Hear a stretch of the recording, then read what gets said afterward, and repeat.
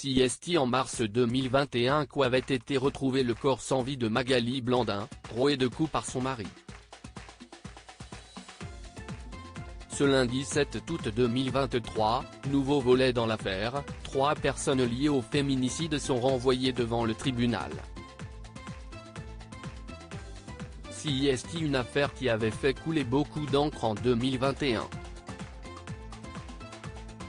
En Ille-et-Vilaine, au mois de mars, était retrouvé le corps sans vie et roué de coups de Magali Blandin, éducatrice spécialisée et mère de famille de 42 ans.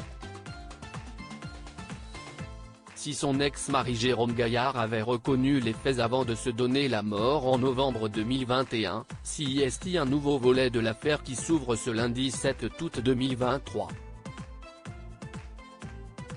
Selon nos confrères de l'AFP, 3 hommes d'origine géorgienne sont attendus au tribunal pour tentative d'extorsion, escroquerie, non-empêchement de crime, destruction de documents ou objets pour faire obstacle à la manifestation de la vérité concernant un crime ou un délit.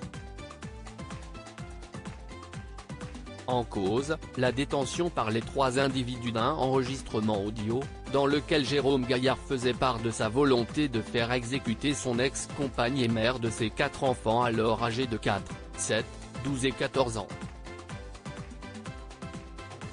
Jérôme Gaillard avait donné 20 000 € au Géorgien, qui l'ont selon lui escroqué, avant d'agir seul pour commettre son crime, avait indiqué le procureur de Rennes, peut-on lire dans une dépêche de l'AFP. Magali Blandin avait été rouée de coups de batte de baseball. Le corps de Magali Blandin, qui avait quitté son conjoint en septembre 2020, avait été retrouvé dans le bois de Bois-Gervilly, non loin du domicile de Jérôme Gaillard, plus d'un mois après sa disparition. CIST, une de ses collègues qui avait alerté les autorités, la mère de famille ne s'étant pas présentée à l'école de ses enfants pour les récupérer à l'heure de la sortie. CIST, suite aux aveux de son ex-compagnon que sa dépouille, rouée de coups de batte de baseball, avait pu être localisée. Les parents de Jérôme Gaillard se sont eux aussi suicidés, mais Jérôme Gaillard n'était pas le seul à s'être ôté la vie suite au dénouement de ce fait divers sordide.